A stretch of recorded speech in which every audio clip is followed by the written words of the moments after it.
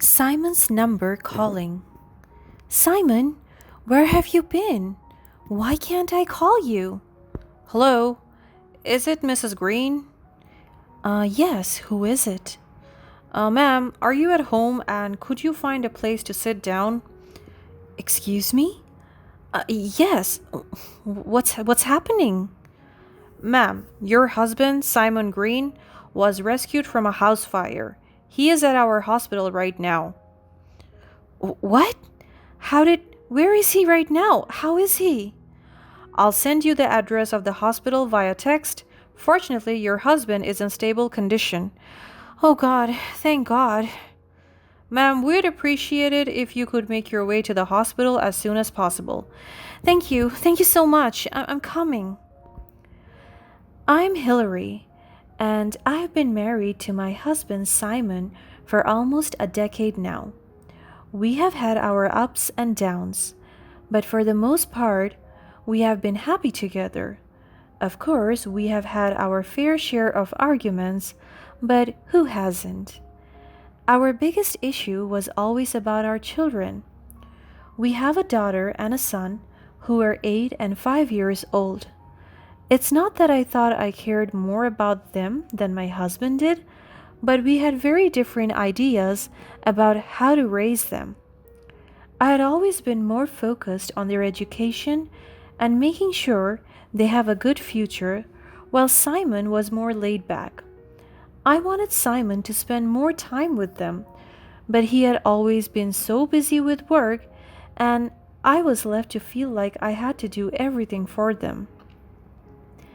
At first, we were able to compromise and find a middle ground. But as the years went on, our disagreements became more frequent and more intense. I always felt like I was the one who made the compromises just to make my husband comfortable. It got to the point where we were constantly fighting about it, and it was putting a strain on our marriage. I knew something had to change, but I didn't know what to do. I didn't want to give up on my marriage, but I also couldn't keep living like this. It was a difficult time, and I wasn't sure how we were going to get through it. I started feeling really lonely and overwhelmed in my own marriage. Simon's behavior had changed, as he seemed distant and uninterested in our marriage. I began feeling like he was getting colder and colder by the day. My mind started racing with all sorts of horrible thoughts, and I couldn't help but wonder if he was seeing someone else. I tried to check his phone, paying attention to his clothes and any other details that could confirm my suspicions, but I couldn't find anything. Simon had always been good at covering his tracks, and I couldn't find a single shred of evidence to support my fears. Then I tried trusting him. I worked on my own self esteem and convinced myself that I was just being paranoid. Despite my efforts, I couldn't stop the nagging feeling that something was terribly wrong. I was consumed by my fears, and it was affecting every aspect of my life. I couldn't concentrate at work, and I was constantly on edge, waiting for the other shoe to drop. To make matters worse, Simon would be working late sometimes, and he would never even try to reassure me that he got me in the back of his mind. I was always left at home wondering if he was spending time with another woman. One night, I mustered up the courage to confront him. I asked if there was anything that made him unhappy about our marriage and if he was seeing someone else. Simon brushed it off and told me that I was just overthinking. He told me that I might just be too tired from caring for the kids, and that in just a few years I would be spending more time working and our marriage would get better. I wanted to believe him, but I couldn't. I knew that something was wrong. One day, I dropped the kids off at school and followed my husband as he drove to work.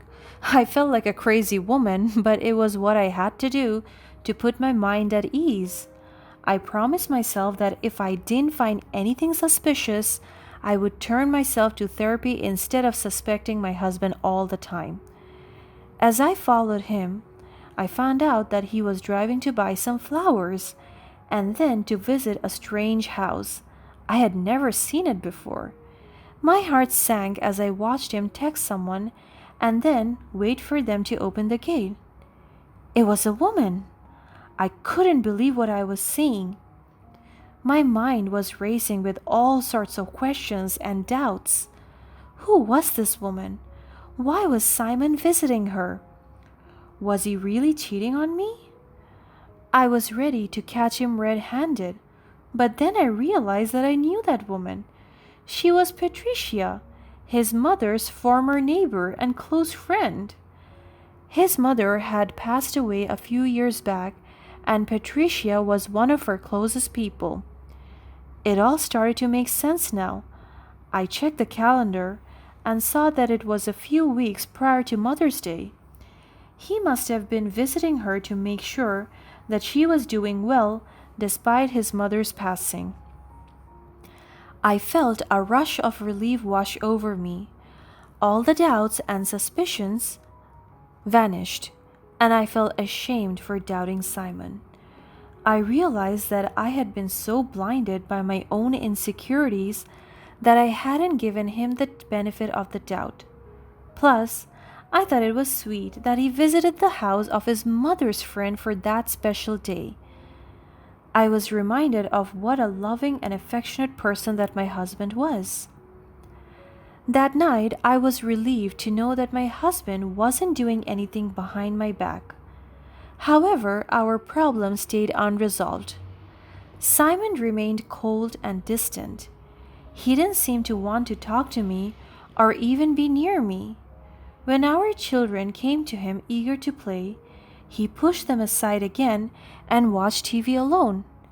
It was like he had shut himself off from his own family, and I couldn't figure out why. I constantly blamed myself because now that I know he wasn't cheating, it felt like I was the one to blame. Was it me that made this marriage so suffocating to him? I tried to talk to him, but he would always brush me off. To make matters worse, just a few days after that, he announced that he was going on a business trip in the next few days. He didn't even bother to ask me if it was okay. He was just letting me know. I was hurt and angry that he didn't even consider talking to me about it. We had a huge fight. I can't believe you just announced that you are going on a business trip without even asking me if it's okay. Do you not care about how I feel? It's just a business trip, Hillary. I didn't think it was a big deal. Of course it is a big deal.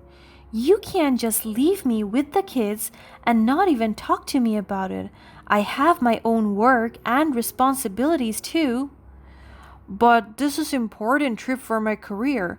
I thought you would understand. I do understand, but that doesn't mean you can just make decisions without me. We are a team, remember? I'm sick of this, Hillary. I can't make decisions for myself anymore. What? You're being unreasonable. You need to communicate with me in a more thoughtful way. This is not about you making decisions for yourself. This is about how your decisions affect all of us. He didn't say anything and just walked out of the room. I was left standing there feeling frustrated and alone. It was as if no matter what I said, Simon wouldn't listen.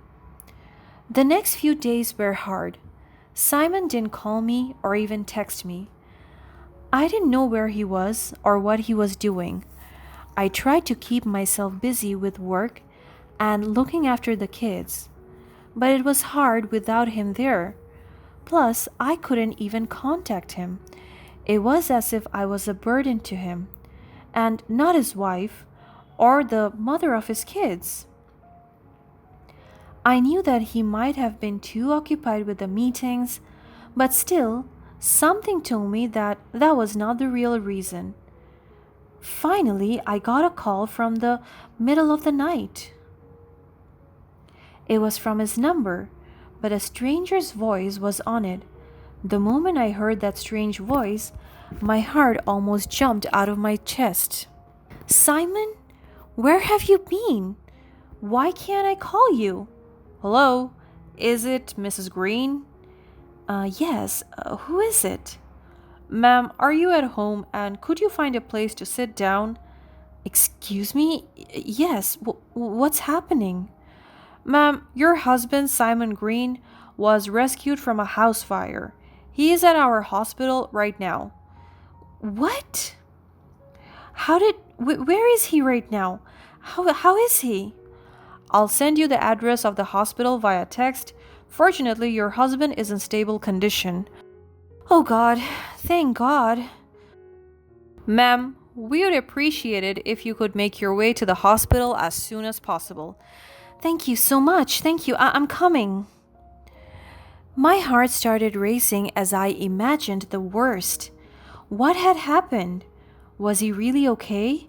I went straight to the hospital, eager to see my husband. I made my way to the emergency room, where I saw Simon lying on a hospital bed unconscious. However, what I didn't expect was a familiar figure lying on the bed right next to him. That was Patricia? I freaked out, realizing that Simon was taken there together with Patricia. I was so confused with what happened that I needed a few minutes to process all of the information. Simon was supposed to be on a business trip to another city, and yet he was there with Patricia? I tried to ask the nurse what had happened, but she wouldn't tell me anything in detail. All she said was that they were both being treated for smoke inhalation. I couldn't bear the suspense, so I asked for the address of the house on fire. As I suspected, it was Patricia's house. My mind was racing with all sorts of possibilities. Had they been having an affair? Was Simon cheating on me with Patricia? As I was lost in thought, one of the hospital staff approached me. Excuse me, ma'am, but we found something concerning in their belongings. They were both naked when they were brought in. My heart sank as she handed me a plastic bag containing some partly burned clothes with some expensive pieces of jewelry. I didn't know what to say. The hospital staff looked at me with such sympathetic eyes, as if I was the last person on this planet to finally figure out what was going on in my own marriage. My mind was spinning with all sorts of thoughts and emotion. I felt like I was going to puke. My husband sleeping with a woman his mom's age behind my back? How could I have imagined something like that? And to lie to me that he was on a business trip? I just couldn't bear the image of my husband and Patricia together. That day when he visited her to give her the flowers, and after that he would come home to me and our children like he did nothing wrong.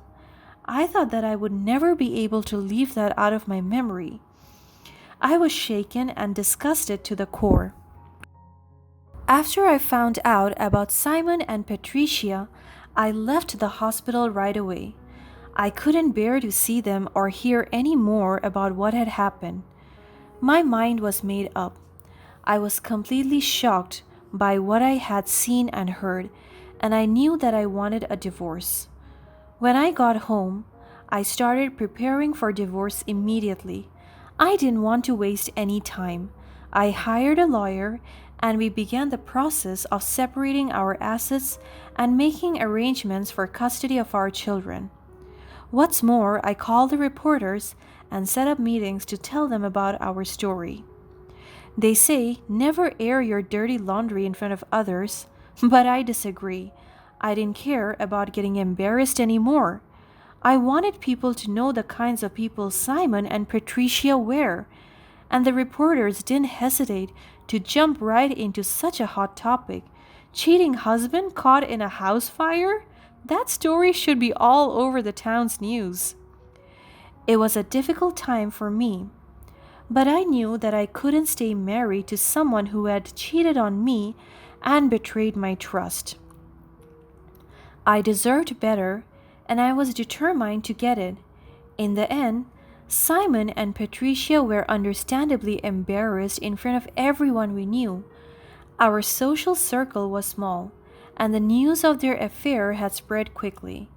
They both lost friends and respect in the community. After a few months, I heard that they were broken up and that Patricia was forced to move somewhere else. I never had to see her face again.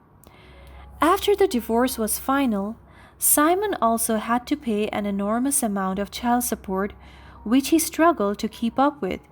He had always been a successful businessman, but the scandal had damaged his reputation and cost him his clients. As for me, I focused on rebuilding my life and moving forward. It wasn't easy, but I found strength in my children and in the support of my family and friends. I also started taking care of myself and pursuing my passions, which helped me heal and find joy in life again. Eventually, I met someone new, a kind and loving man who respected and cherished me. His name was Dave.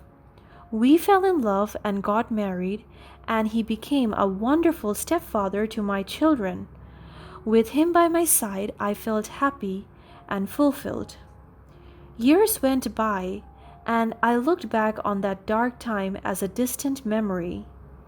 Simon and Patricia had long faded from my life, and I was grateful to have moved on and found true happiness. In the end, I learned that sometimes the most painful experiences can lead to the greatest growth and blessings. I was grateful for the lessons I had learned and for the love and joy that filled my life. And I knew that no matter what challenges lay ahead, I would always have the strength and resilience to overcome them.